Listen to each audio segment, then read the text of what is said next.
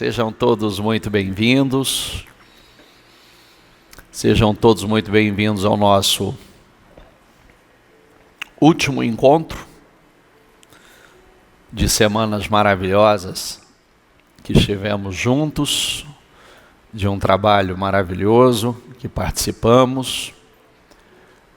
E hoje nós fechamos esse ciclo, felizes e gratos por tudo que Deus tem feito, por todo o bem que o Senhor tem feito por nós. Esse trabalho é um trabalho que nós estamos realizando esse é o oitavo encontro nosso. Se vocês perderam aí os demais que nós realizamos, você pode depois acessar o canal do YouTube e assistir, com exceção do da semana passada. Que o encontro da semana passada foi um encontro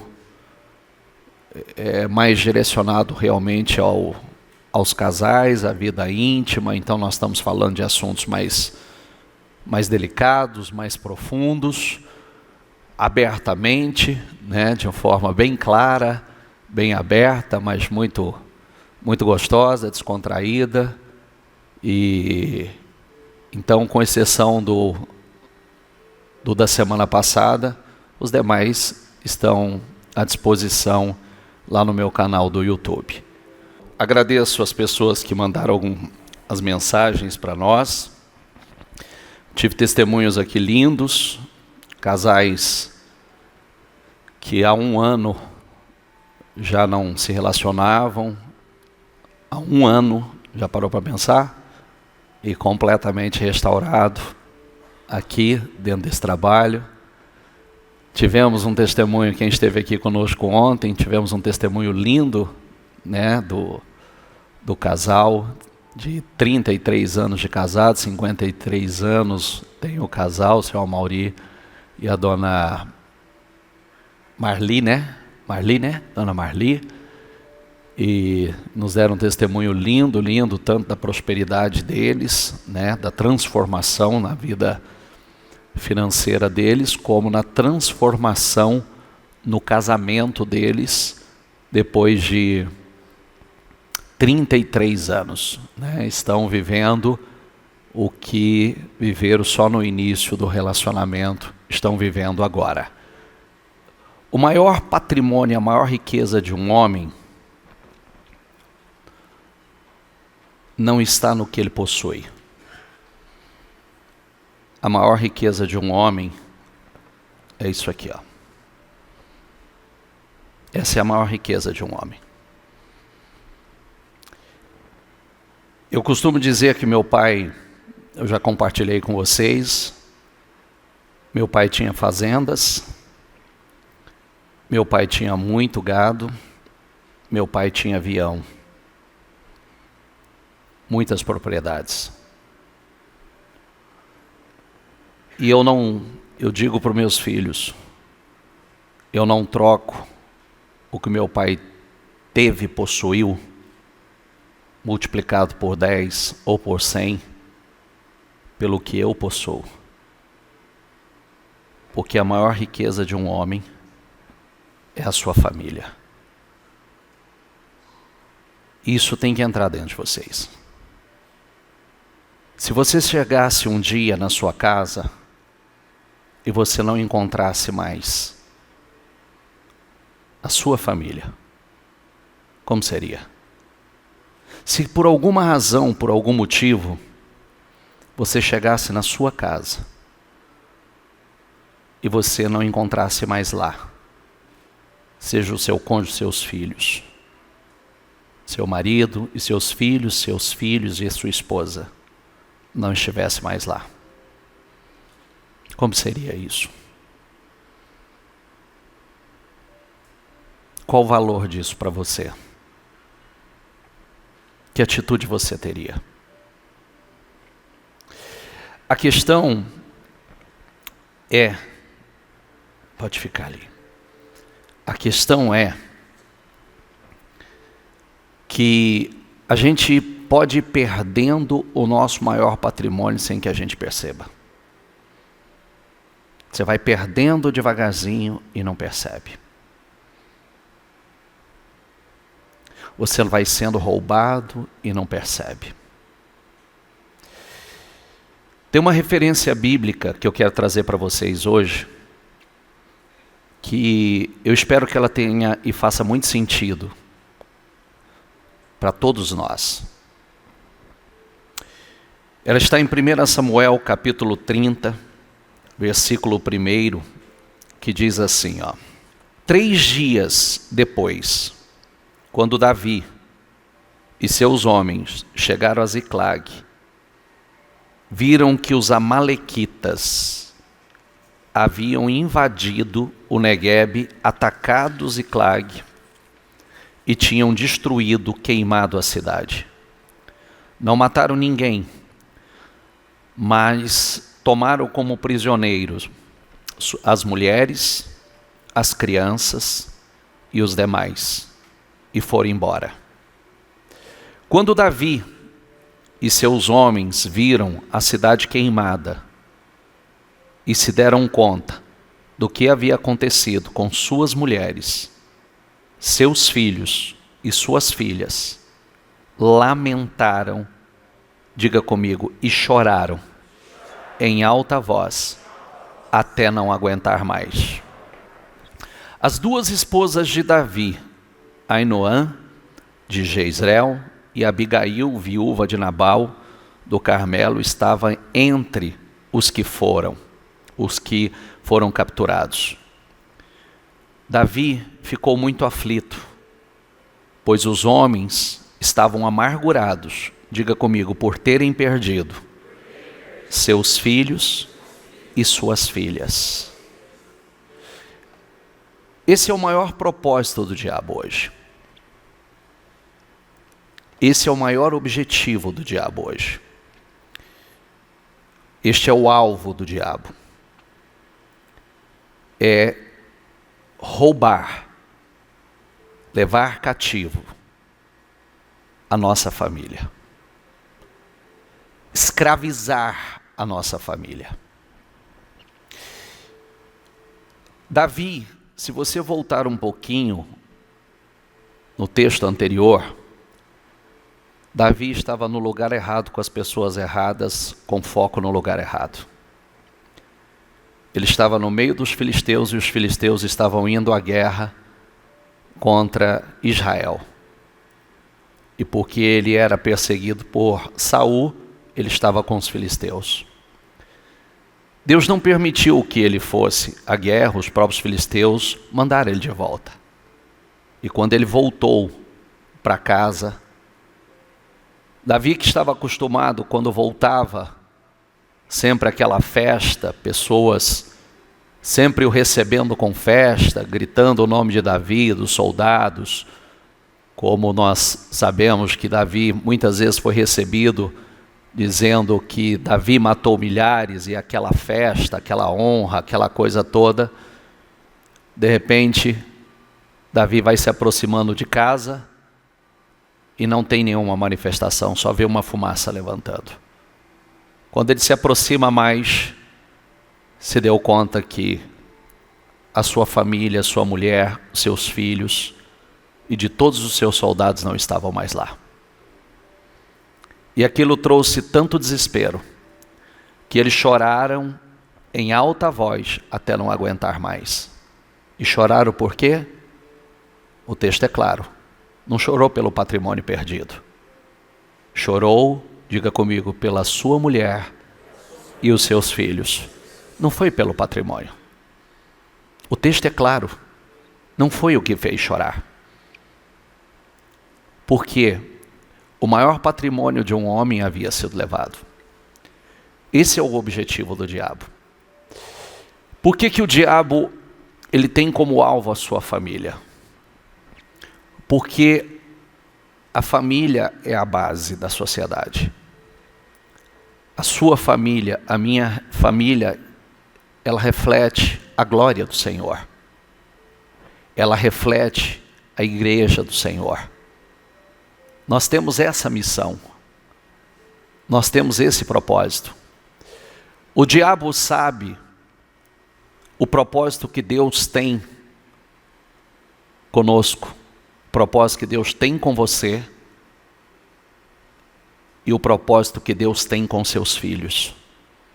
Você já parou para pensar que um dos filhos de Davi seria um dos maiores reis que já existiu? O homem mais sábio e mais rico que já existiu? O diabo sabia do propósito que Deus tinha para com Davi e sabia do propósito que Deus tinha para com a família de Davi.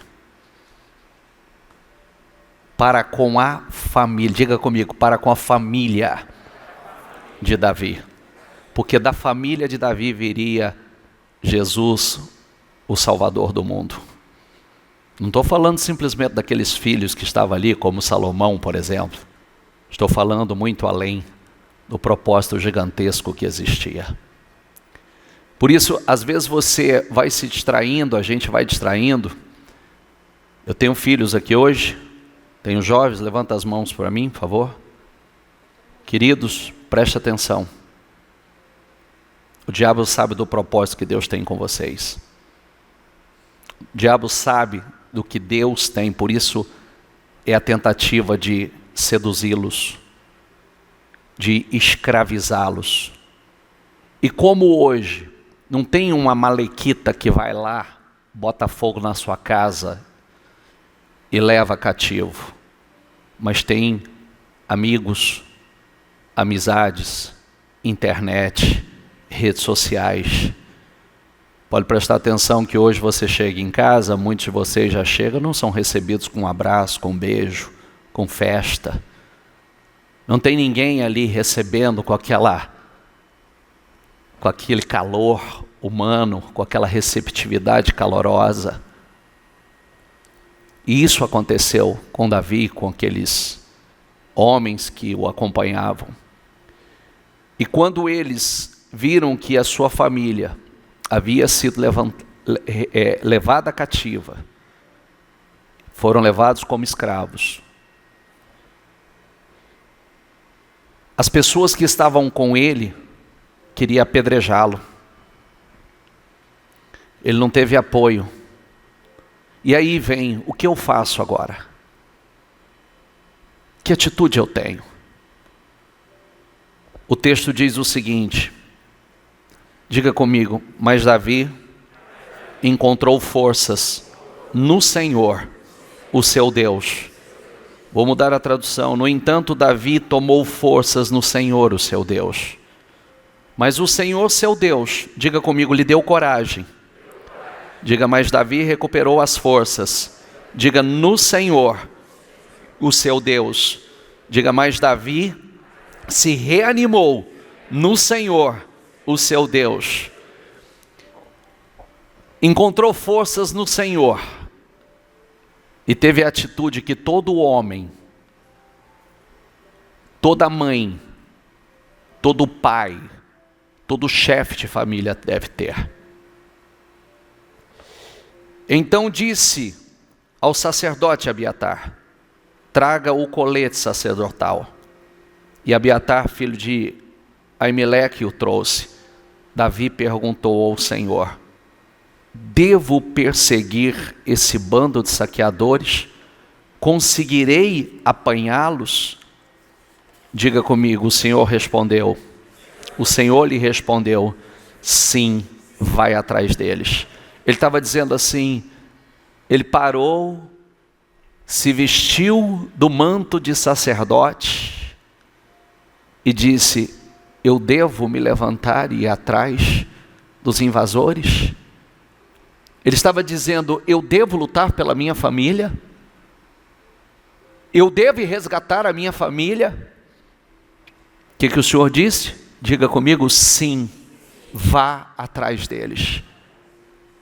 Eu devo lutar pelo meu casamento? Eu devo lutar pelos meus filhos? Eu devo lutar pela minha família? Eu devo defender a minha família? Eu devo resgatar a minha família? Eu devo tirar as minhas mãos das mãos a minha família das mãos desses opressores, desses que vieram para escravizá-los, para roubá-los de mim. Eu devo lutar para libertar os meus filhos. Eu devo lutar para libertar o meu marido, para libertar a minha esposa.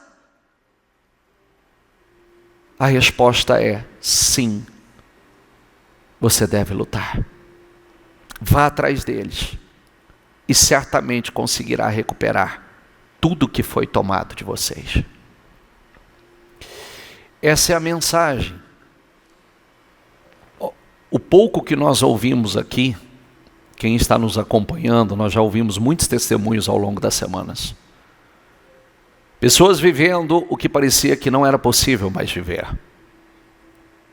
Experimentando o que parecia não ser mais possível experimentar. Vivendo o primeiro amor. Vivendo a restauração dos seus casamentos. A restauração da sua família. O resgate de coisas que o diabo, na forma de Amalequita, tem levado de muitos, tem roubado de muitos. A sua família é sagrada. Você deve lutar pela sua família. Você deve se vestir de sacerdote, buscar a Deus. Quando ele fez essa pergunta ao Senhor, eu devo perseguir, eu devo ir atrás? E o Senhor disse, sim, vá, certamente você recuperará tudo. Diga comigo, certamente você conseguirá recuperar tudo. Então o texto diz assim, Davi e 600 homens partiram e chegaram ao ribeiro de Besor, onde ficaram alguns deles. 200 dos homens que estavam, diga comigo, exaustos demais para atravessar o ribeiro, e Davi continuou a perseguição com 400 homens. 200 homens não aguentaram seguir. Quando Davi saiu, ele tinha direção para onde ele ia, o que ele ia fazer? Não.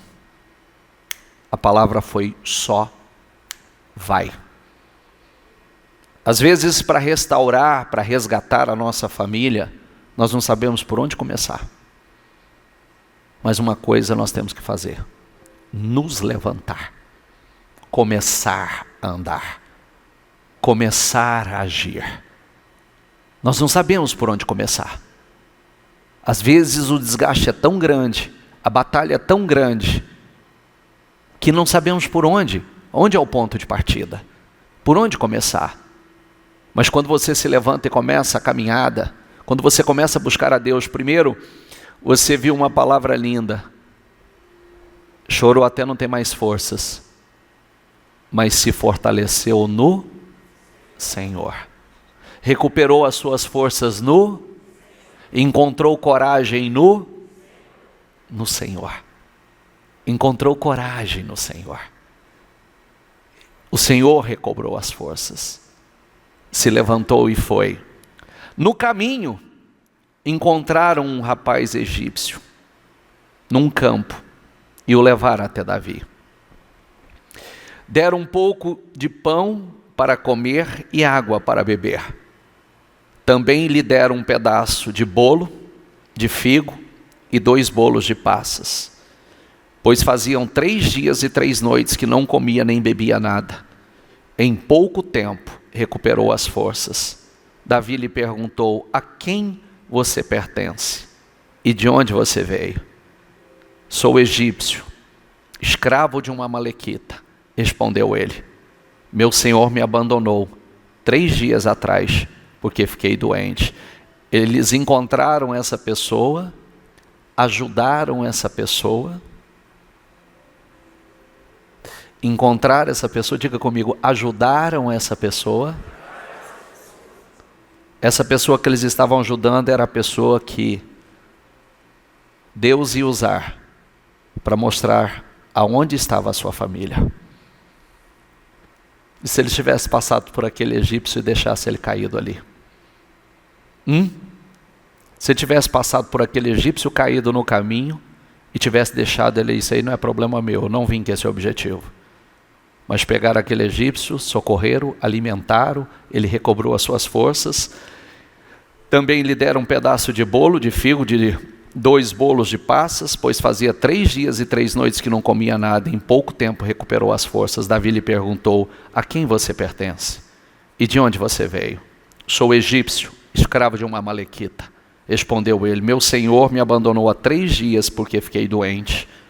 Estávamos voltando de um ataque aos querititas no Negueb, no território de Judá, e a terra de Caleb. E tínhamos queimado Ziclag, que era a casa de Davi. Você pode me levar até esse bando de saqueadores? Perguntou Davi. O rapaz respondeu: se o Senhor jurar por Deus que não me matará, nem me entregará ao meu senhor, eu o levarei até eles. O rapaz o levou até os amalequitas. Estavam espalhados pelos campos, comendo, bebendo e festejando por causa de sua grande quantidade de bens que havia tomado da terra dos filisteus e da terra de Judá. Davi e seus homens massacraram os amalequitas, atacando-os durante toda a noite e todo o dia até o entardecer. Nenhum deles escapou, exceto 400 rapazes que fugiam montados em camelos. Diga comigo: Davi recuperou tudo o que os amalequitas haviam tomado e resgatou suas 2 esposas. Não faltava coisa alguma, nem pequena, nem grande, nem filho, nem filha, nem qualquer outra coisa que havia sido tomado. Diga comigo: Davi trouxe tudo de volta. Também recuperou todos os rebanhos e seus companheiros os levaram à frente de outros animais. Este despojo pertence a Davi. Olha que coisa linda. Em se levantar, buscar força em Deus para resgatar a sua família. Qual era o objetivo aqui? Resgatar a sua e o que veio junto? Bens, despojos, a riqueza não só que eles perderam, mas os despojos dos inimigos. O propósito maior era resgatar a família. Por isso que eu sempre digo: família unida prospera. Família unida prospera. Casal unido prospera. Família desunida não prospera. Mas tem uma mensagem forte demais para nós aqui. Nós não podemos permitir que o diabo roube a nossa família. Você não pode permitir que você chegue em casa e você não encontre os seus de braços abertos para te receber, os seus com festa, com alegria, porque a internet o sequestrou, a televisão o sequestraram, as redes sociais o sequestraram, os vícios, as amizades. Você não pode permitir que a sua família, pais, os teus filhos sejam escravizados. Você tem que se levantar. Você tem que lutar pela sua família. Você tem que lutar para resgatar os seus. A gente não percebe, mas é exatamente assim que acontece. A hora que você menos se dá conta, você não percebe, os seus foram roubados. Os seus foram saqueados, se encontra escravos. Escravos de companhias, amizades, vícios, família distante, você perdendo a sua maior riqueza. A gente não vê eles chorando, porque perderam os bens, porque os bens foram levados. Mas o texto é claro, estava chorando pela sua esposa, estava chorando pelos seus filhos, que é a maior riqueza de um homem. Aí está a sua maior riqueza. Ali está a minha maior riqueza. Nada supre, absolutamente nada. Momentos, eu estava compartilhando, nós ensinamos muitas coisas, que eu recebi muitos testemunhos maravilhosos nesse período, por exemplo, do convívio familiar, do abandonar um pouco o celular, de tirar da mesa o celular, dedicar tempo à sua família, almoçar juntos, comer juntos. Isso não tem preço. Isso fortalece a sua família.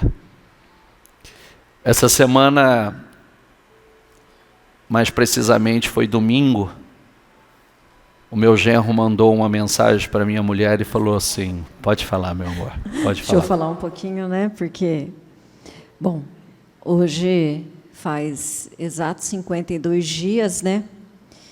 E meditando nessa palavra hoje, e o bispo, e eu pude ver que Deus teve um cuidado com as famílias, né? Em especial com o casal, porque se o casal está bem, a família vai bem. E porque foi até uma pergunta que o bispo fez antes da gente descer, se você chegasse em casa, se a família não estivesse lá. Nesse caso, a família do povo de Davi tinha sido capturada. Se acontecesse isso hoje, eu falei para ele, tinha sido arrebatado, né? Mas um portal se abriu há 52 dias atrás. E aqueles que entraram nesse portal conseguiu resgatar. Porque o processo de resgate da família, ele é diário. E existem vários atos que você tem que ter. E foi dado tarefas, foi dado ferramentas. E graças a Deus que aquele que foi inteligente e aproveitou as oportunidades, dentre eles, né, que infelizmente o celular, a internet, a televisão escravizou não só criança, adolescente, jovem, adultos, pessoas mais velhas. E a gente deu O senhor Mauri e a dona Marli falaram que afastaram o celular. Isso fez a diferença para vocês. Teve um casal que falou também durante os trabalhos que conversaram até pelo celular, né? Eu não lembro. Já se comunicavam pelo celular, dentro de casa. É um absurdo, né? Porque nós temos acesso. Então, são coisas que temos que resgatar, que é o convívio saudável. E todos nós passamos situações diárias, né? E antes do domingo, né? Que dia que você trouxe a manga para mim?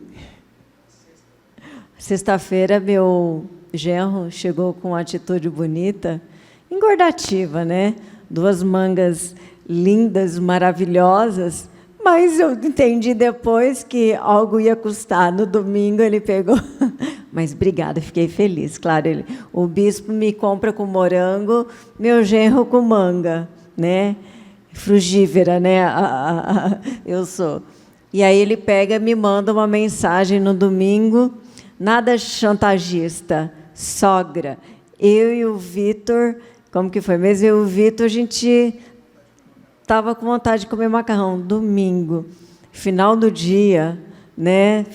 Início de semana, mas cansada. O que eu pensei? Não, vamos lá, vamos fazer, vamos unir, vamos curtir a família. Claro que foi uma força e união, né? Ele foi atrás das coisas. A Catarina, que não está aqui, né? Porque na hora que você chamou aqui para o altar, faltou um integrante, né? Catarina foi lá ralar a cebola. A Bruna que temperou, ele comeu muito, foi o que mais comeu. Viu?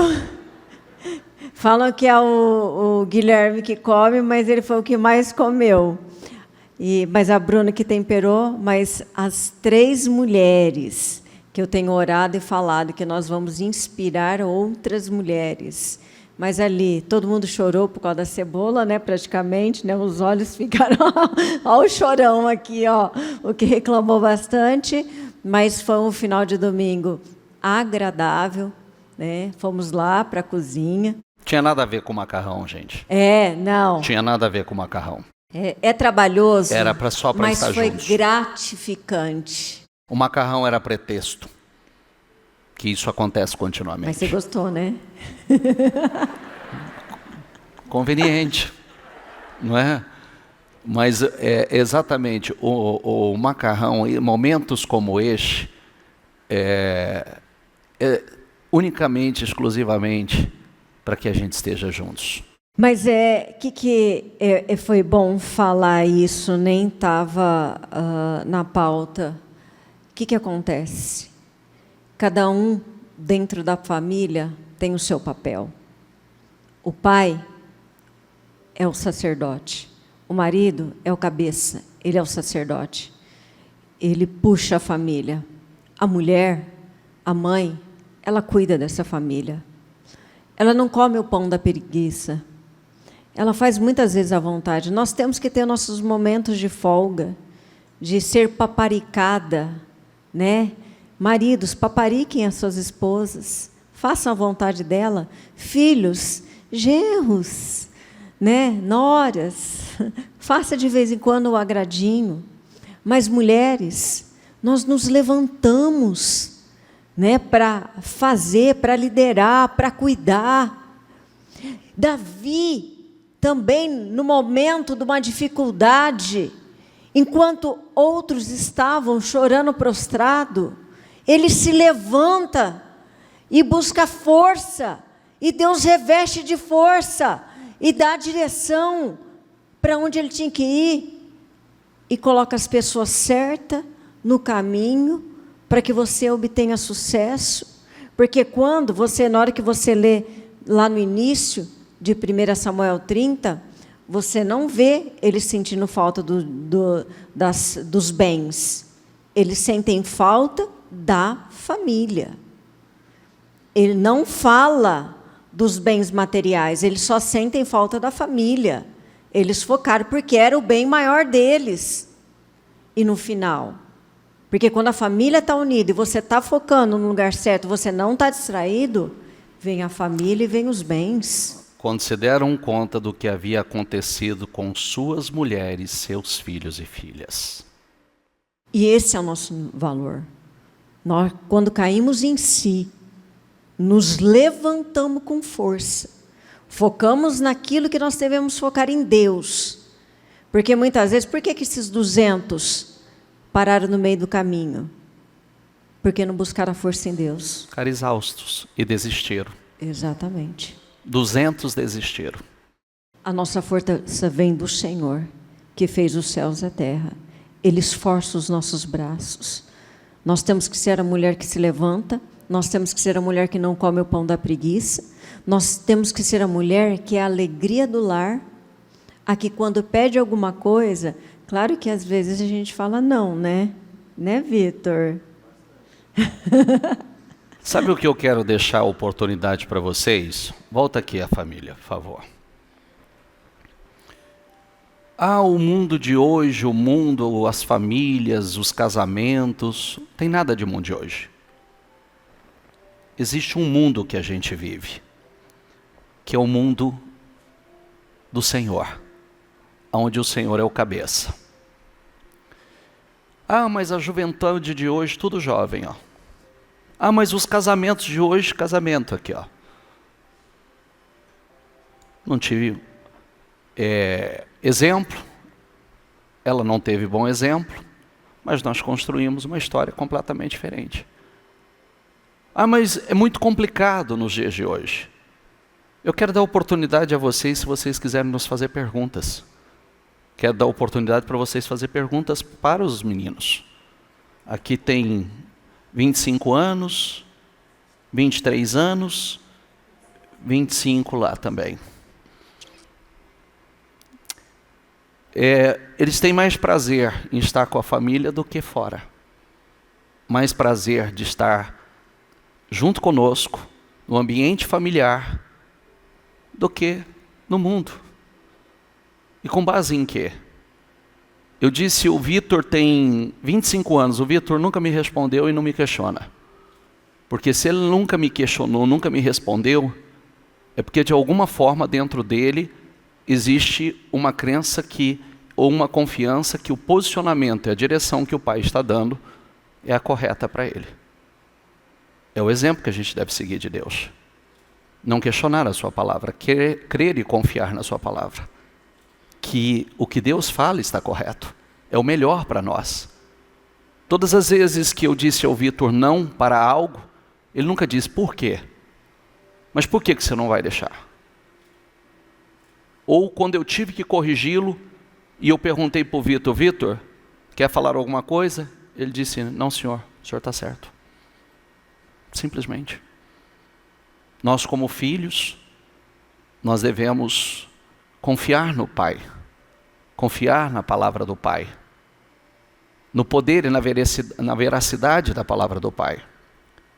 Então, eu sou marido, a Liliana é esposa, eu tenho 2 filhos e eu tenho um genro. Eu dou a liberdade a vocês, se vocês quiserem fazer alguma pergunta, nós vamos orar por vocês, vamos abençoar a vida de vocês. Mas talvez exemplos nossos, eles mesmos possam responder, ou eu possa responder, dúvidas que vocês tenham, acerca de família, acerca de como conduzir, acerca de quando você deve falar sim, quando você deve falar não. Ontem eu fiz uma pergunta para o Vitor, e o Vitor respondeu essa pergunta. Foi ontem ou hoje, filho, que eu fiz? Qual a pergunta que eu fiz para você? Boa noite. Ele me perguntou, por que você nunca me questionou? Por que você sempre obedeceu? Por que quando eu falava, simplesmente fazia? Pode responder? Sim. E eu respondi o seguinte, é muito simples. Eu amo muito eles. Tenho um amor imensurável. Só que existe um sentimento que é maior do que o amor que eu tenho por eles. E esse sentimento é respeito. E o respeito que eu tenho por eles veio por 3 características assim que, infelizmente, eu vejo muito pouco fora da minha casa. E foi algo que marcou para mim. Primeiro ponto, eles nunca foram omissos. Nunca. Não importava se era por algo que eu tinha dito, por algo que eu tinha feito, por algo que eu tinha vestido. Se não estava certo, não estava certo. E ele sempre corrigiu. Segundo ponto, e talvez é o que pegue a grande maioria das pessoas, eu nunca tive pais covardes. Nunca tiveram medo de me confrontar, nunca tiveram medo de se posicionar, nunca tiveram medo de, em determinados momentos, determinadas horas, se levantar com mais força, autoridade e ousadia. Entenda o que eu estou querendo dizer, para me colocar no meu devido lugar. Não estou falando de desrespeito, não estou falando de agressividade, mas eu estou falando de posicionamento. E terceiro, eles nunca tiveram preguiça. Nunca teve hora para ensinamento, nunca teve hora para correção, nunca teve hora para estimular, nunca teve hora para nada. O tempo todo eles estavam investindo, o tempo todo eles estavam ensinando, o tempo todo eles estavam corrigindo, o tempo todo eles estavam me preparando para coisas maiores. E hoje eu entendo. Hoje a cabeça, a visão que eu tenho das coisas é totalmente diferente da que eu tinha lá atrás. Mesmo que eu não questionava ele, diversas vezes vinha aquele sentimento assim, mas será que precisava disso? Mas eu nunca exteriorizei, eu simplesmente confiei. E hoje eu consigo ver os frutos de tudo que eles fizeram, de todos os sacrifícios, de todo o tempo investido, de cada uma das correções, de cada uma dos momentos que ele não desperdiçou e nem perdeu, mas que ele investiu. Hoje eu vejo muitos pais que choram, não é por conta das dificuldades financeiras, não é por conta de enfermidades, mas é por conta daquilo que os filhos estão passando, ou por conta do que os filhos estão fazendo. E graças a Deus, esse choro eles nunca vão ter, porque eu sei o que eles me ensinaram, e eu nunca ignorei. Tudo sempre teve muito peso, muita relevância, e assim, hoje eu consigo entender, porque eu tenho desfrutado, eu já falei isso em outras reuniões, eu acredito que existem muitas pessoas felizes aqui dentro, mas eu não consigo acreditar que tenha uma mais feliz do que eu, porque tudo que eles me ensinaram, hoje eu tenho a oportunidade de colocar em prática, e tudo que eu tenho colocado em prática, tem me trazido resultados, uma felicidade, que me faltam palavras para poder explicar para vocês. Eu queria compartilhar do sentimento que eu sinto hoje com vocês, eu não consigo, mas ele, de certa forma, o que ele é como pai, o que ela é como mãe lá em casa, é exatamente o que eles fazem com vocês. Todas as semanas, cada um desses ensinamentos, cada uma dessas direções, eles estão sendo pai e mãe de cada um de vocês. Agora imagina eu tendo isso 24 horas por dia. Sabe os momentos que ele corrige, que ele se levanta, que ele fala de uma forma pesada, e que muitos podem até se sentir ofendidos? Essa é a maior prova de amor que ele tem sobre a vida de cada um de vocês. E ele fez comigo isso uma vida toda. Amém?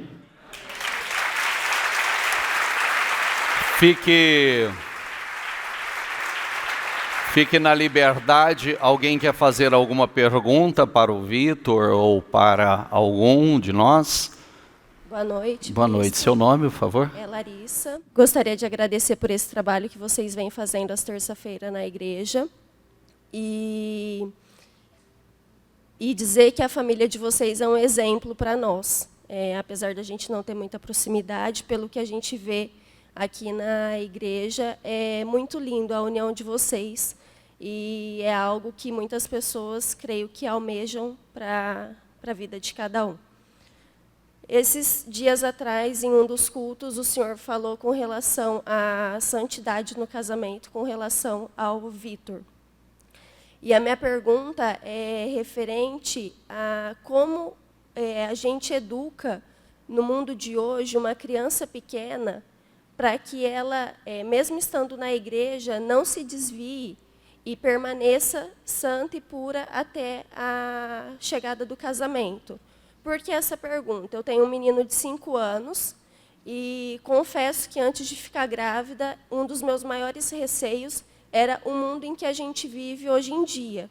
Por que isso? Porque o mundo que a gente vivia 10, 15 anos atrás piorou 100%, 200% mais do que era antes. E essa questão de sensacionalismo, de não poder falar o que você pensa, enfim, o jeito que está a questão do mundo atual hoje. O que o senhor, recomendaria para a gente poder criar as crianças pequenas no mundo de hoje em dia? Quer falar, bem? Primeira coisa... Eu vou falar só para quem não ouviu a história da Larissa e do Rodolfo. Eles compartilharam que nos 52 dias do ano passado eles chegaram para separar. Tá bom? Chegaram para se separar e Deus restaurou, e esses 52 dias para eles está sendo assim espetacular. Então, uma família restaurada, um casamento restaurado, né? E parabéns pela perseverança de vocês aí, que eu vi vocês todos os dias, né? Realmente. Só para completar o que o Vitor falou, que o segredo, se é que existe segredo, né? A gente pautou a educação dos nossos filhos tudo na palavra do Senhor. A gente sempre ensinou o temor a Deus, e ele falou como um filho, né? Eu vou falar como mãe. Efésios 6:2, honra o pai e a mãe.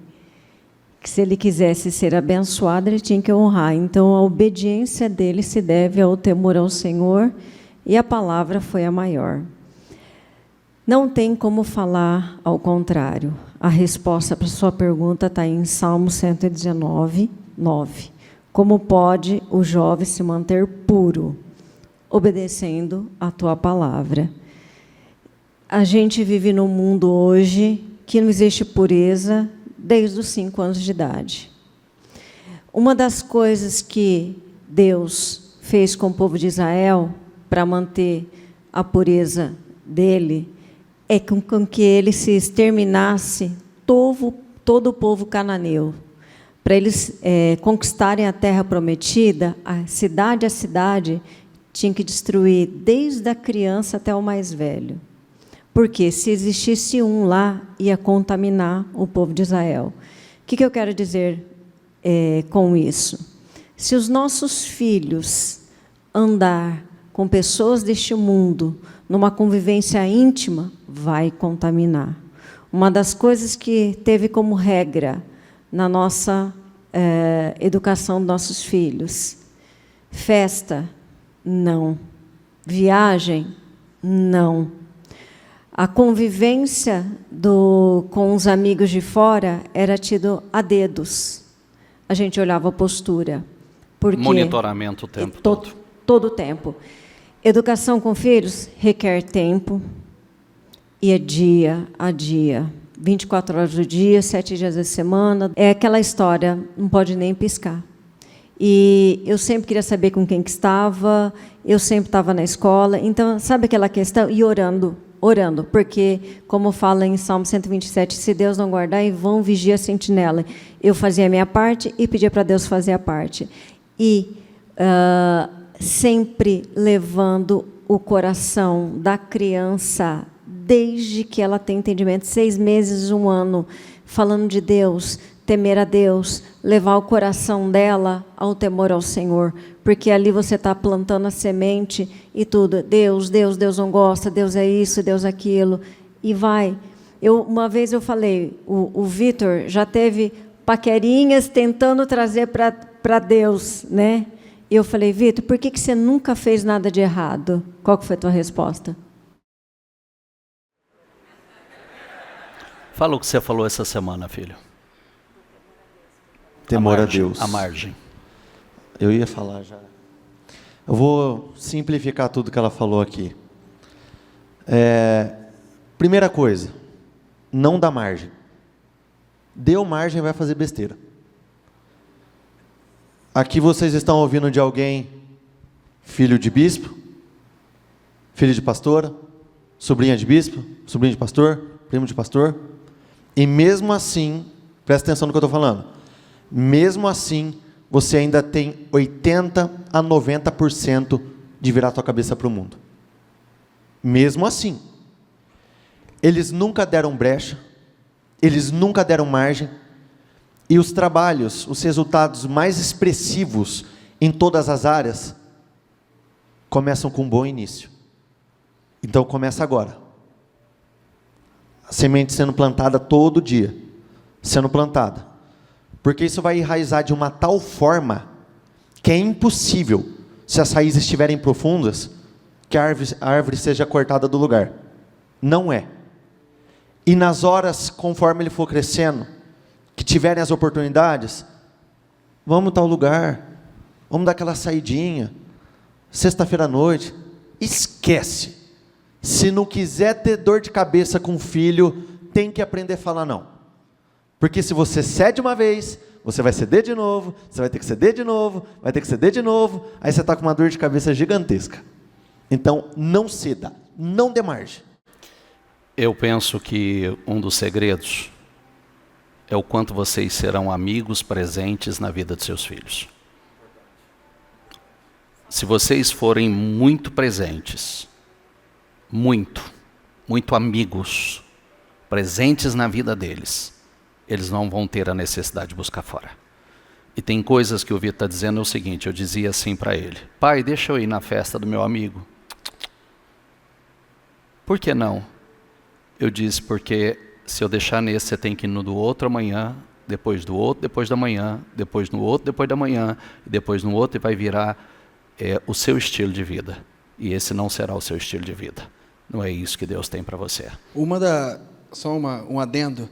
Uma das coisas que nós vemos na Bíblia, e a exemplo de Davi mesmo, é que nos primeiros provérbios, você vê Davi saindo com Salomão, e a todo momento falando para ele acerca da sabedoria.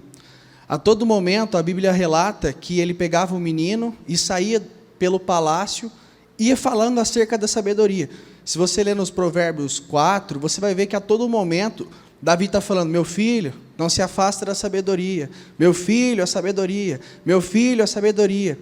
E quando Salomão cresce, e ele tem a visão do sonho, quando Deus aparece para ele, aquilo estava automático, aquilo estava dentro dele. Então, quando Deus aparece para ele, ele falou, que pede o que você quiser, que eu vou te dar. E foi automático. Salomão falou, quero sabedoria. Por quê? A Bíblia não relata isso, mas aproximadamente Salomão tinha uns 16 anos.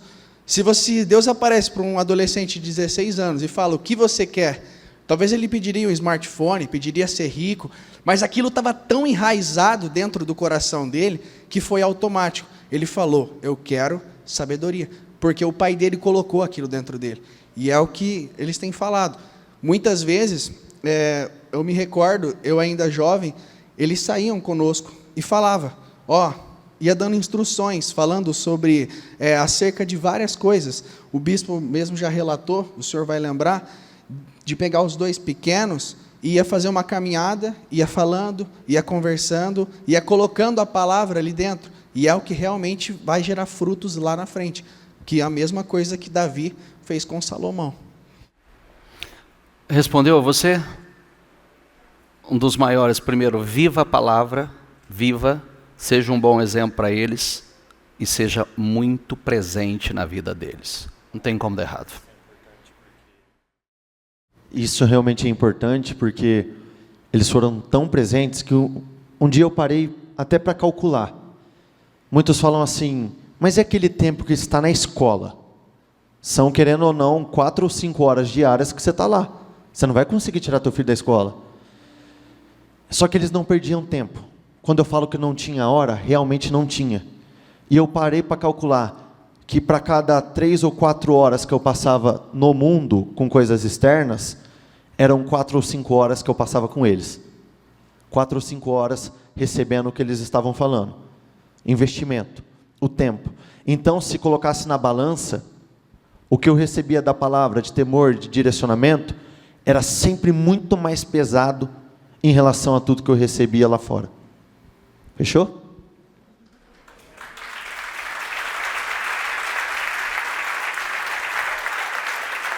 Alguém quer? Mais alguém quer fazer pergunta? Aonde? Eu quero falar uma coisa aqui. Pode falar, meu amor.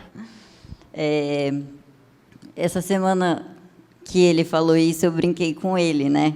Eu falei, você fala que o Vitor nunca questionou, e eu sei que eu dei um pouco mais de trabalho, não é, na questão personalidade, mas eu quero falar que eu não era questionadora, eu era perguntadora. Porque no fundo eu ainda tomava a decisão certa. Eu não questionava, eu não remoía, eu não ficava com aquele negócio na cabeça, né? Mas por quê? Por que não e tal? Não tinha um espírito de rebeldia. Então, a partir do momento que eu questionava algo, que eu perguntava algo, e ele já dava aquela cortada, pronto, a decisão já foi tomada e eu não voltava atrás. Uma coisa eu só queria entender o porquê. E uma coisa que só eles vão poder falar, mas eu acredito que eles podem concordar comigo, talvez o único trabalho que eu dei para eles realmente foi essa questão de ser trabalhada, uma personalidade mais forte, porém, do contrário, eu sempre fui muito caseira, muito quieta na minha, e essa proximidade, eu vou falar também, essa proximidade que eles tiveram tanto conosco, fez eu olhá-los além de pais. Para mim, eles sempre foram os meus melhores amigos. E isso foi algo tão firme dentro de mim que eu ainda tenho uma amiga aqui sentada no meio da igreja, que é a única. Toda vez que eu marcava algo com ela, 90% das vezes eu desmarcava. Porque, às vezes, sair com os amigos me cortava o coração de deixar os dois. Porque eu queria estar com os dois. Principalmente se eu marcava de sair, depois eu ficava sabendo que eles saíram também. E aí eu ficava mais ainda, porque eu queria estar junto com eles. A minha mãe, ela se tornou a melhor amiga de fato. A melhor, ela se fez muito, os dois sempre muito presentes na nossa vida. Mas ela, principalmente com essa questão, amizade. Desde muito nova, voltando da escola, eles sempre tiveram o costume de perguntar como foi a aula, o que você aprendeu, como foi de novo. E nessa oportunidade, eu ia contando para minha mãe. Mãe, a minha amiguinha tal fez isso, falou isso. Eram as brechas que ela pegava muitas vezes para combater algo que não era certo, para falar, essa amiguinha, ela não falou algo que é legal. E ainda vai criando uma certa confiança na mãe. E vai passando com o tempo que aquilo está tão dentro de nós que não importa o que os amigos falam, não importa o que eles façam, você não depende daquela amizade, você não tem medo de perder aquela amizade, porque tem uma amizade muito mais importante em casa. Eu lembro até hoje de um trabalho na escola, que era mais ou menos uma pesquisa de opinião. E o professor perguntou para todo mundo, quem é seu melhor amigo? Quem é seu melhor amigo? E todo mundo foi respondendo, é o João, é o Felipe, é o Zé, é a Maria. Quando chegou em mim, eu falei, é minha mãe.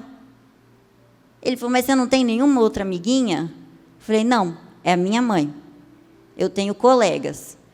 E aquilo foi a única resposta. Porque, de fato, eu tinha uma amiga, companheira, alguém para contar segredos, para compartilhar, e que eu sabia que jamais ia ter inveja, jamais ia querer me passar para trás, e sempre foi assim. O meu pai, ele veio com essa amizade também, mas ele ainda teve um peso ainda maior, porque ele elevou o padrão de homem na minha vida. O meu pai... eu lembro, eu não sei se eles vão lembrar, mas eu lembro, acho que por volta de entre uns 10 a 12 anos, que eu fiz uma pergunta que eu nunca mais esqueci. Eu sempre fui muito fechada, nunca fui muito desse negócio de paquerinha. Às vezes eu gostava de alguém, daqui a pouco já não queria nem olhar mais para a pessoa. Mas eu lembro de uma vez falar para o meu pai, pai, como que eu vou saber quem é a pessoa certa para eu casar, pai? E se eu errar? Mas e se eu casar e eu daqui a um tempo eu falar, não era ele? O que eu vou fazer? E meu pai simplesmente falou assim, se você confiar nos direcionamentos do papai, você não vai errar. Pronto. Aquela foi uma chave que virou na minha cabeça e nunca mais eu conseguia dar um passo sem ouvir um direcionamento. Eu não conseguia ir além com uma situação se eu não tivesse o apoio, a certeza, a confiança dos dois. E com isso, o tipo de homem que meu pai era dentro de casa, o tipo de homem que ele era para mim, que a gente brinca, de fato, eu era menininha do papai, até hoje eu sou, não adianta ele falar nada, eu sempre vou ganhar. Um homem que te trata como você merece ser tratada, um homem que cuida e que mostra o que é amor de verdade para você. Não importa ninguém lá no mundo vir falar para mim, eu te amo. Se não for igual ao meu pai, eu não ia acreditar nesse amor. Foi por isso que ele ficou 7 anos tentando. Tinha que me convencer de que era o mesmo amor. Não, é que ele foi subindo o padrão, que o padrão dele era baixo. Entendeu? Inclusive ele fala sobre isso, que o dia que ele escutou ela falar sobre isso, e ele caiu a ficha que ele tinha que subir o padrão dele. Sujou. Enfim, essa é a importância da presença dos pais. Eu, como menina, eu posso falar isso. Com uma amiga dessa do meu lado, eu nunca tive frustração. Frustração eu tive sim, mas você nunca se prende a amizades do mundo, você nunca está na dependência, igual eu vejo muitos brincando, às vezes, que faz planos de estudar junto, de morar junto. Eu nunca tive isso, porque os meus amigos já moravam comigo. E o tipo de homem que meu pai se dedicou em mostrar, porque ele não teve esse exemplo, foi o que me fez ter uma escolha certa na minha vida. Hoje, eu lido com jovens, eu faço trabalho para jovens. E o que eu mais vejo são meninas com essa ausência de um pai. a ausência de um homem que ensinou a fazer a escolha certa, a ausência de um homem que ensinou para elas que existe um tipo de homem certo, e não qualquer um. E, além de tudo, a ausência dessa paternidade gerou uma carência muito grande nas meninas de hoje em dia. E aí é quando eu olho para a minha vida e eu vejo que o que ele fez comigo não foi normal. O tempo que ele se dedicou a nós não é comum, mas para mim era. Para mim era o padrão, era o certo. É o que todos os pais deveriam ser, mas eu enxerguei que não era assim. Então, tudo que nós falamos é não ter preguiça, é não fazer na má vontade, achar que é difícil, qualquer brechinha. Às vezes, você não está falando propriamente, mas uma atitude que você tem, você mostra o tipo de homem, você mostra o amigo que você é. São em pequenos momentos, estão em todas as circunstâncias. Você está ali, agindo, pensando, falando. Tudo isso você comunica uma mensagem para o jovem, você comunica uma mensagem para a criança, e aquilo entra que nós nunca mais esquecemos.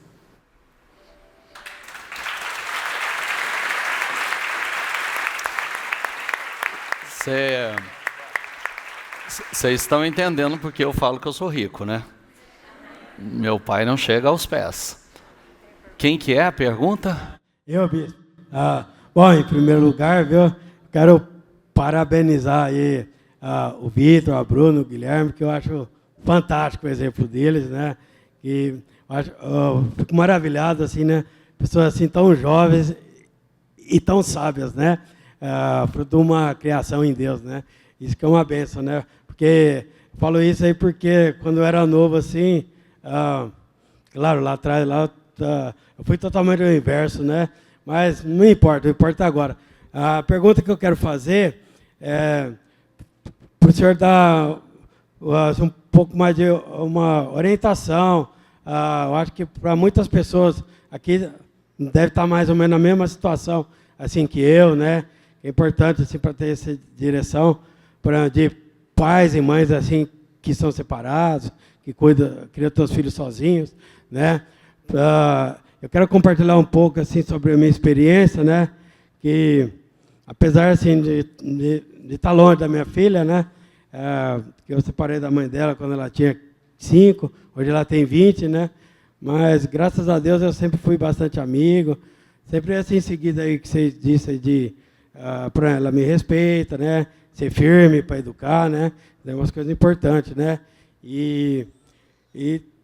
Então, eu queria um pouco mais de direção também. Eu acho que deve ter muita gente querendo saber a respeito disso aí, porque eu percebi que numa dessa aí é uma situação que Deus coloca para a gente depender totalmente dele mesmo, né?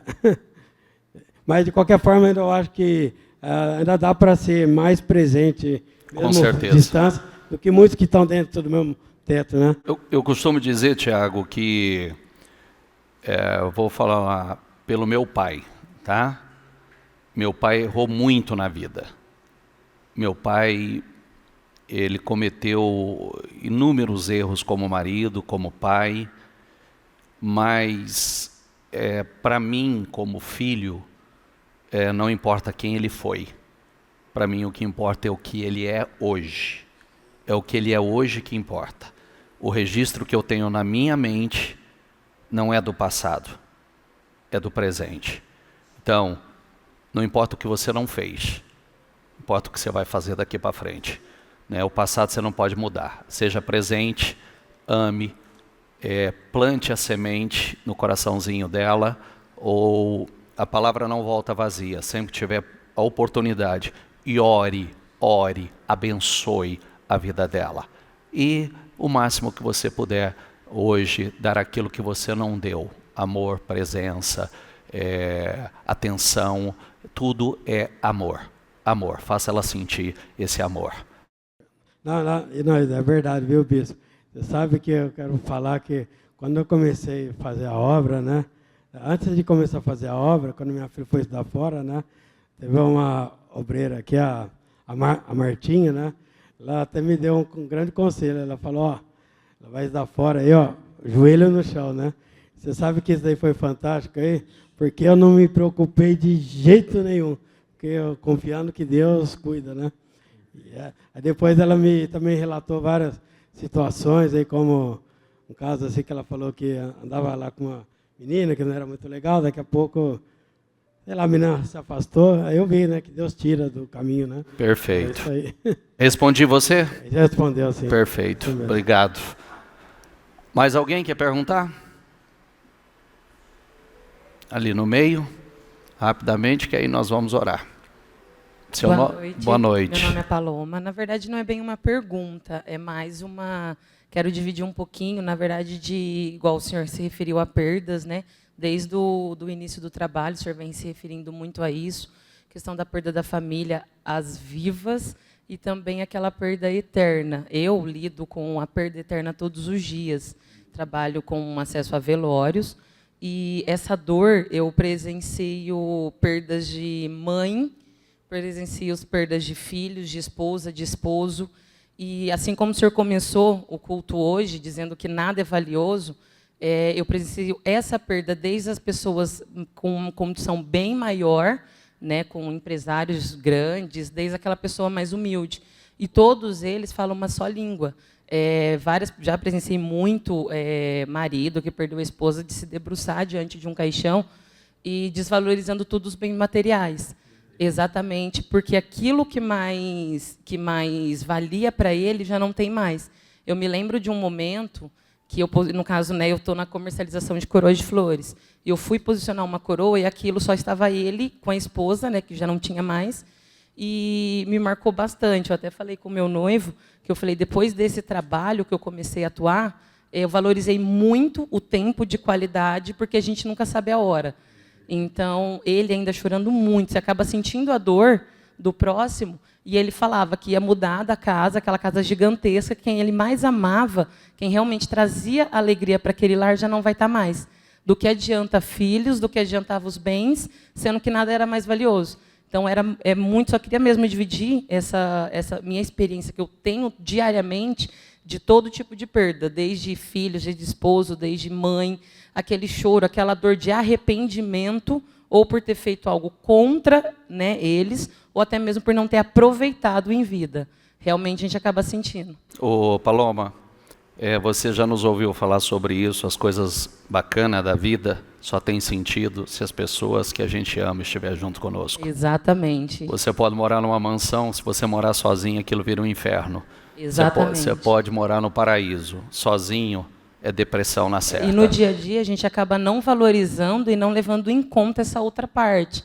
A gente nunca, desde quando eu comecei a trabalhar, eu sempre valorizei Deus te abençoe, fique com Deus, daqui a pouco eu volto, eu tenho uma menina de 3 anos, sempre prometo. A gente nunca sabe. Quando eu digo, eu estava minutos antes de descer, eu estava falando algo com eles, eu me recordo eu falei isso, compartilhei isso com alguns de vocês, há cerca de uns, talvez 3 a 4 anos atrás, ou 5 anos, não sei, eu tive a curiosidade de ir em uma das nossas fazendas, que foi uma fazenda que marcou, né, que é principalmente a infância.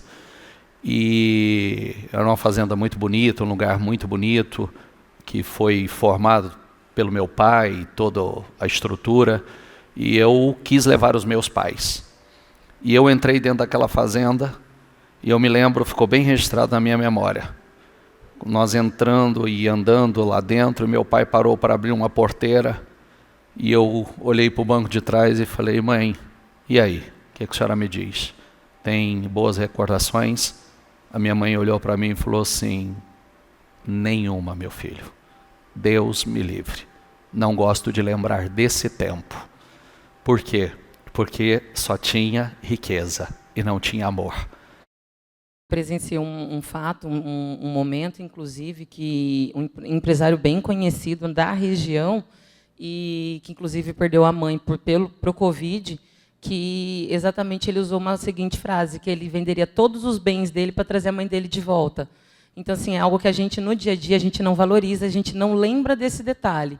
Mas quem realmente lida com isso todos os dias, a gente acaba até sentindo a dor do próximo. Né? Mas a gente vai trabalhando com isso também. Perfeito. Mas é algo muito real. que às vezes a gente nunca valoriza aquele último abraço de ir trabalhar, ou ir à escola, enfim, ou até mesmo a volta para casa, porque a gente nunca sabe o dia de amanhã. Então, só quis mesmo dividir, realmente, até complementando o que o senhor trabalhou essas terça-feiras. Foi bom para vocês? Muito. Foi bom para vocês? Foi bom? Muito. Inclusive, até a gente hoje deu nosso relato. Nós somos noivos, nós não somos casados, e vim de relacionamentos fracassados, assim como ele. Temos filhos também, e os deles não convivem muito com a gente, mas mais a minha pequenininha de 3 anos. E, assim, coisas que a gente imaginava que a gente sabia, a gente aprendeu que a gente não sabia de nada. E, apesar de cada um ainda morar na sua casa, mesmo não tendo essa intimidade, a gente percebeu que a gente ficou muito mais unido, a relação, aprender a lidar principalmente com a característica, com o caráter, né, amor?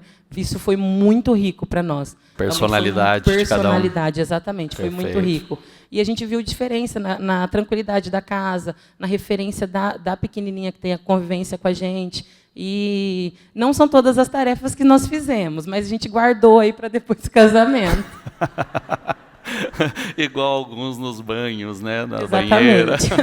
Obrigado, viu? Obrigado para Jesus, gente. Muito bom. Vou dar a oportunidade só para ela que levantou as mãos aqui para a gente orar já. Uma colocação bem importante sobre o que a Bruna falou. Esse espelho, né, do pai na vida dela. Isso é muito importante. E o meu seria assim, quem sou eu para conselho, mas como hoje as minhas filhas, né, hoje uma completa 33 anos, a outra 30, eu posso dizer para quem está com seus aí de 9, 10 anos, né, para o acompanhamento, desse acompanhamento, principalmente quem tem menina, né, porque elas se espelham realmente no pai. Né, eu sei porque eu tenho uma situação que eu percebo que teria sido diferente. Só que também trago um pouco a culpa para mim, que lá atrás, quando precisou de eu deixá-lo tomar parte dele como pai, eu sempre fiz tudo. Nunca precisei, até uns 13, 14 anos, minhas filhas nunca me deram trabalho. E nem depois assim, um trabalho que pudesse ser uma coisa assim, preocupante do mundo, vamos dizer. Mas, quando eu precisei realmente que ele se posicionasse como pai, como autoridade que ele precisava, já não conseguia muito. Sim, passou do momento. Já não conseguia muito, porque aí já cresceu. Né? Aquela parte que realmente ele precisava ter aquele pulso firme. É o que o Vitor falou. Eu não deixei. Não deixei. Não precisava. E aí, quando elas pegaram seus 14, 15 anos, aí eu já não dava conta, porque aí era aquele afrontamento comigo, né? Porque a filha mulher, ela afronta a mãe. Então, hoje eu digo, para quem tem aí filhos nessa idade de 9, 10 anos, entendeu? E mesmo desde pequenininho, deixa o pai ser pai, deixa o pai ter a autoridade dele que precisa. Vou fazer uma colocação. Vou fazer uma colocação consegue, respondendo a você e já respondendo a Larissa, né? Larissa. O casal precisa falar a mesma língua. Sempre. Uma só voz. O casal fala uma língua só. Quando o casal fala uma língua, os filhos não têm para onde correr. Entendeu? Quando o casal fala 2 línguas, então, se a mãe diz não, corre para o pai. Se o pai diz não, corre para a mãe. Isso não é bom para eles. Casal tem que falar uma única língua. Por isso que casal tem que ser ajustado. E os 2 têm que ter autoridade. Um não pode tirar do outro. Não tira a autoridade um do outro. Aqui é sempre o seguinte, o que a sua mãe falou? A mãe falou, então está falado. Acabou. Está decidido já. Acabou. E os 2 pensam igual, né, também. Acho que até para resumir até um pouco mais, é muito simples no relacionamento pais com filhos. Se você não conversar com teu filho, alguém vai conversar. Se você não corrigir o seu filho, o mundo vai corrigir. Se você tem preguiça de sair com o seu filho, alguém vai sair. E nem sempre as pessoas que estão próximas são as melhores. A melhor opção sempre vai estar em casa. Sempre. Isso eu falo com toda a segurança do mundo. Amém? Isso é muito sério que o bispo falou, dos dois falarem realmente a mesma língua. Infelizmente, nós não falávamos. Eu dizia não e ele cedia. Então, isso criou uma situação muito séria para mim. Né, bagunça a cabecinha, eles não ouvem voz de comando. Em relação a depois a respeito também, a autoridade, você perde. E aí os dois perdem. Sim. Ambos perdem. Sim. Entendeu? Obrigado. Fique em pé, gente, vamos. Espero que a gente tenha contribuído, pelo menos um pouco, para a vida de vocês. E o assunto família, casal, nunca vai acabar, né? Não. Sempre vai ter mais, a manutenção é necessária, a oração e sempre alerta, e dia a dia. Nós vamos orar e abençoar. Feche seus olhos, por favor. A palavra é a mesma de Davi. Devo lutar? Devo resgatar a minha família? Sim. Lute. Lute. Lute pela sua família. Lute pelo seu casamento. Lute pelos seus filhos. Lute pela sua casa. O maior patrimônio que você tem, a maior riqueza que você tem, é a sua família. Todas as conquistas só têm sentido, só têm valor, se a nossa família, a nossa casa, estiver estruturada, alicerçada. Casa na rocha, casa na bênção. Nós vamos consagrar, orar. Nós vamos orar por toda a família. Se os filhos, tem alguém que os filhos está aqui na igreja, mas está na escolinha? Tá? Eu estou vendo que muitos pais estão buscando. Muitos pais estão buscando. Enquanto isso, pode buscar, se tiver, pode buscar. Que nós vamos abençoá-los. Pode buscá-los. Nós vamos abençoar, consagrar a família de vocês. Que Deus abençoe os filhos de vocês. Que Deus abençoe a casa de vocês. O casamento de vocês. Esse é o maior tesouro. Seja o melhor pai, a melhor mãe, seja o melhor marido, a melhor esposa, porque é como a Paloma disse ali diante de um caixão, nada mais importa, nada mais tem valor. As coisas mais importantes somos nós. Um pai abriria a mão de qualquer coisa pelos seus. O marido que ama a esposa, mesmo aqueles que às vezes não estão tão ajustados, se viesse a perder, sentiria tanta falta. Vamos pegar o exemplo bíblico hoje. O exemplo bíblico foi: eles correram para resgatar a família. E no resgate da família, resgatar os bens, resgatar o patrimônio. Eu quero que você, os pais, quando os filhos estiverem aí com você, eu quero que vocês coloque as mãos sobre a cabeça desses filhos. E vocês vão abençoar esses filhos. Vocês vão fazer declarações de bênção para a vida desses filhos. Vocês vão declarar, fazer declarações poderosas. Dizer: meu filho, minha filha, eu te abençoo. Eu abençoo a tua vida. Eu declaro sobre a tua vida: teu futuro é grandioso, é poderoso, é estrondoso. Meu filho, minha filha, declare. Se você está com a sua esposa, se você está com a sua esposa, quero que você esteja com ela e você vai abençoar. Se está só o casal, abençoe o seu marido, a sua esposa. Abençoe, eu quero que vocês abençoem. Nós vamos consagrar a família, mas começa por nós. Começa por nós. Isso. Marido, cabeça, você, marido, começa pelos maridos.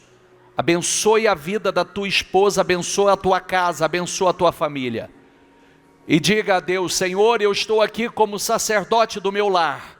Eu estou aqui como autoridade e eu quero, Senhor, pedir uma bênção especial sobre a vida da minha família.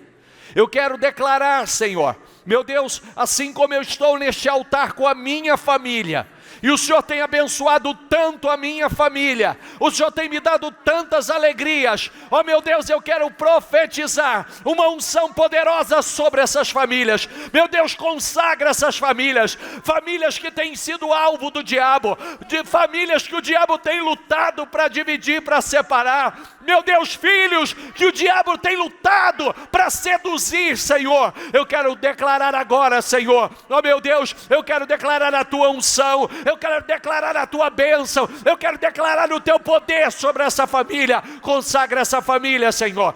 Consagra, meu Deus. O Senhor disse que haveria uma diferença na casa do justo e na casa do ímpio, e eu declaro uma diferença, Senhor, uma diferença poderosa na casa, ó meu Pai, dos justos que aqui estão. Ó meu Deus, abençoe essas famílias. Meu Deus, se existe um mal, se existe uma influência, se existe uma maldição, se existe uma atuação maligna para tentar separar, para tentar dividir, eu repreendo em nome do Senhor Jesus. Eu com autoridade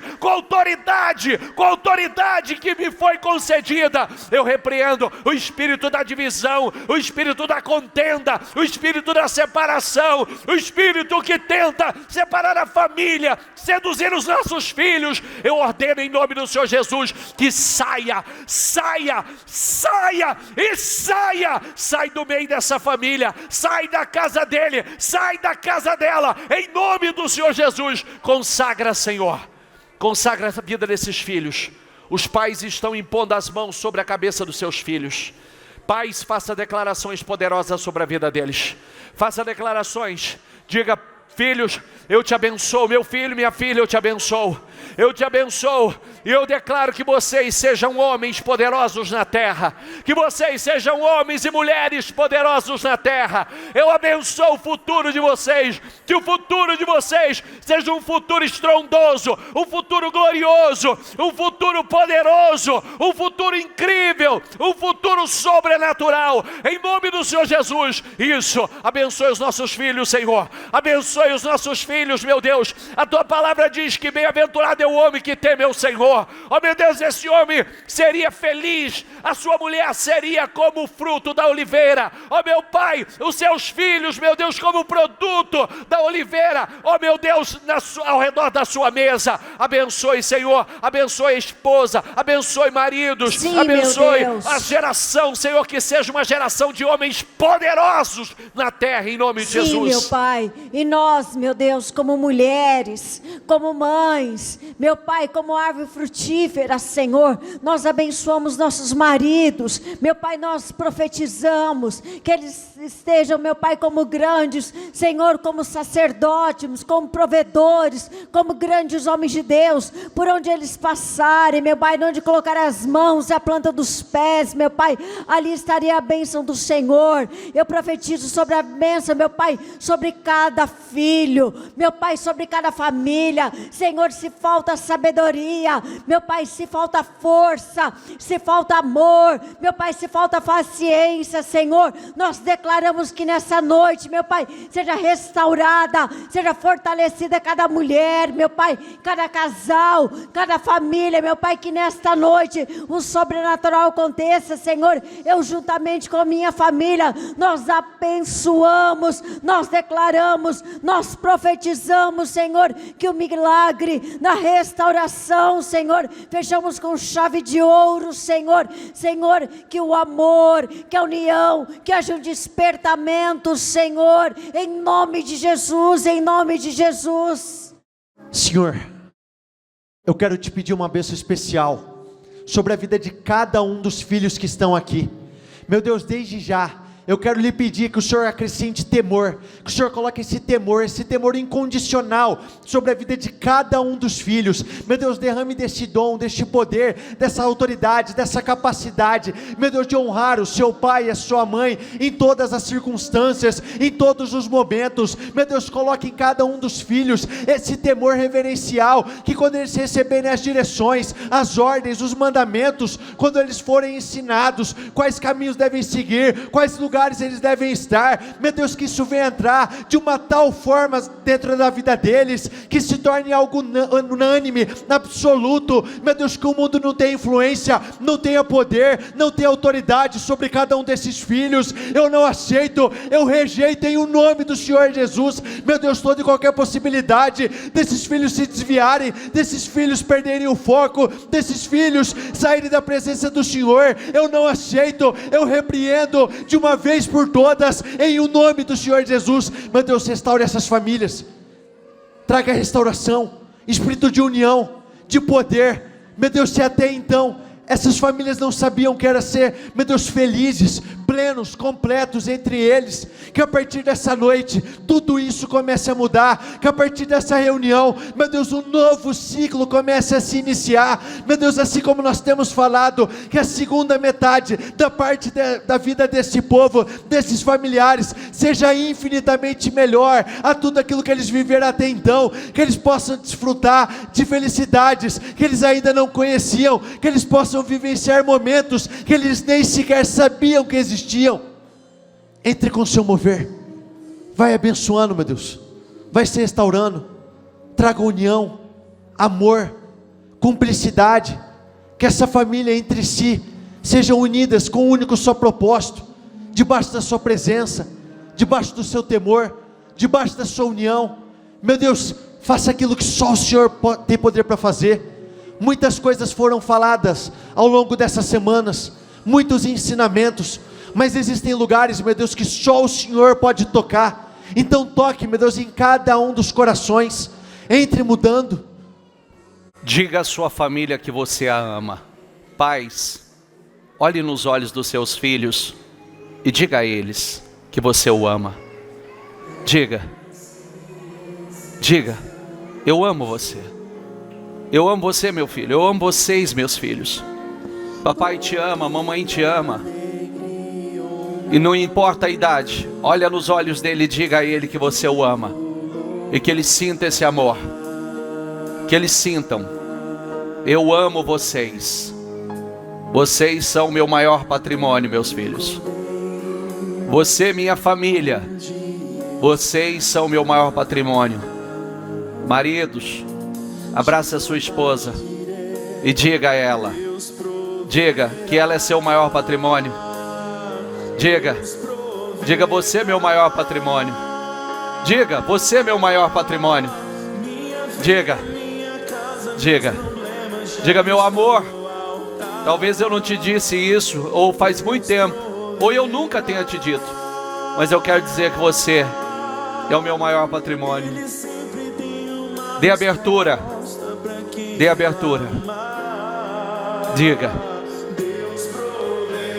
teu maior patrimônio está aqui com você. Tua maior riqueza está aqui com você. Esse é o teu maior patrimônio. Esse não tem valor. Essa riqueza não pode se mensurar.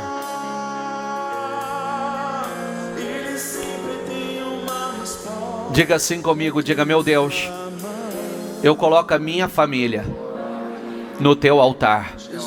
Diga: Senhor, consagra a minha família.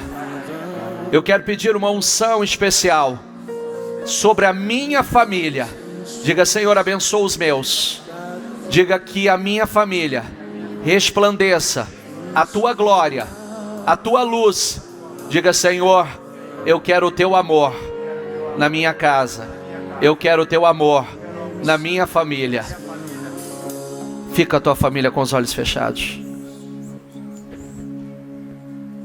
Senhor, que o teu amor resplandeça agora. Diga assim comigo: diabo. Diga com fé: diabo, sobre a minha família você não tem poder. Sobre os meus você não tem poder. Sobre a minha casa você não tem poder. Diga: minha casa é santa, é consagrada. Diga: minha família pertence ao Senhor Jesus. Senhor, toma essas famílias nas tuas mãos. Nós colocamos a nossa família no teu altar. Nós colocamos a tua família no teu altar, Senhor. Eu peço uma unção especial sobre todas as famílias que aqui estão. Que nenhum de nós, Senhor, o valor da família mudou muito. O amor tem se esfriado. Mas que isso não aconteça no nosso meio. Que esse amor cresça, fortaleça. Eu te louvo pelo que fez dentro desses 52 dias, dessas 8 semanas, e principalmente com o fechamento que o Senhor faz hoje aqui. Que mudanças estejam acontecendo em definitivo. Eu abençoo todas as famílias que aqui estão. Eu consagro essas famílias ao Senhor. Com a minha família estenda as mãos para essas famílias. Eu quero que vocês levantem as mãos de vocês. Que a minha família, Senhor, assim como o Senhor tem abençoado tanto a minha família, eu quero abençoar essas famílias. Eu quero declarar algo muito especial nesta noite sobre essas famílias. Senhor, abençoe. Dê a eles aquilo que o Senhor tem dado a nós. Faça aquilo que o Senhor tem feito no nosso meio. E de forma multiplicada, Senhor. Eu os abençoo. Eu os abençoo. Eu abençoo a tua casa. Minha família abençoa a tua família. A minha casa abençoa a tua casa. Os meus abençoam os seus. Sejam abençoados nessa noite. Receba em nome do Senhor Jesus. Assim como Deus tem feito tanto por nós, que Ele faça por vocês. Que vocês vivam aquilo que vocês ainda não viveram. Que vocês desfrutem daquilo que ainda não desfrutaram. Que seja um novo ciclo a partir de então. Um novo tempo na vida de vocês. Um novo ciclo na família de vocês. Em nome do Senhor Jesus. Eu os abençoo. Eu os abençoo. E que a família de vocês hoje seja colocado neste altar, em nome do Senhor Jesus. Diga isso, o que diz essa canção. Diga: Deus proverá. Diga: Deus proverá. Diga: minha vida, minha casa, os problemas. Minha vida, minha casa, meus problemas já estão no altar. Deus proverá. Deus proverá. Ele sempre tem uma resposta.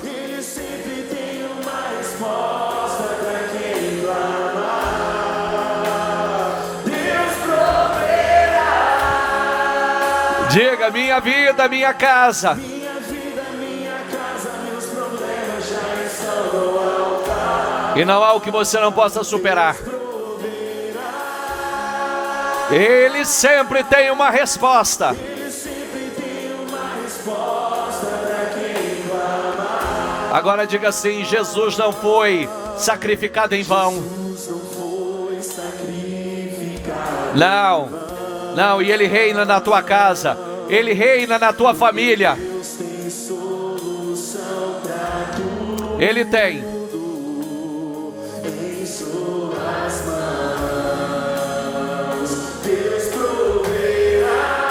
É isso, diga com fé. Minha vida, minha casa.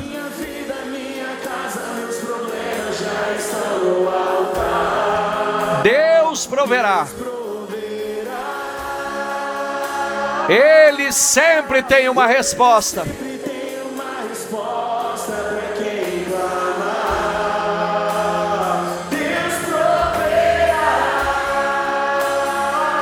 Mudanças estão acontecendo. Em nome de Jesus, a tua casa não será mais a mesma. Teu casamento não será mais o mesmo. A tua família não será mais a mesma.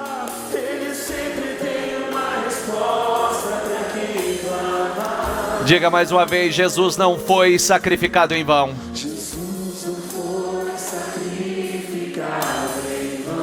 Diga, o meu Deus tem solução para tudo.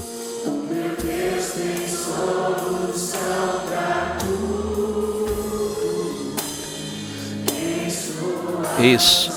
Levante as mãos mais uma vez. Sejam muito abençoados.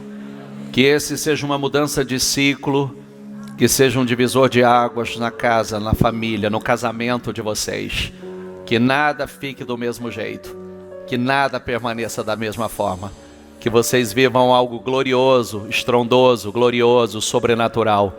É que Deus dê muita sabedoria a vocês como pais, para criar os filhos de vocês. E que, acima de tudo, que Deus dê sabedoria a vocês, para levantar e formar grandes homens e grandes mulheres de Deus, em nome do Senhor Jesus. Amém? Diga, nós recebemos, cremos e tomamos posse. Diga, obrigado, Senhor, pelo que fez, está fazendo e vai fazer em nossa família. Amém? Para Jesus bem forte.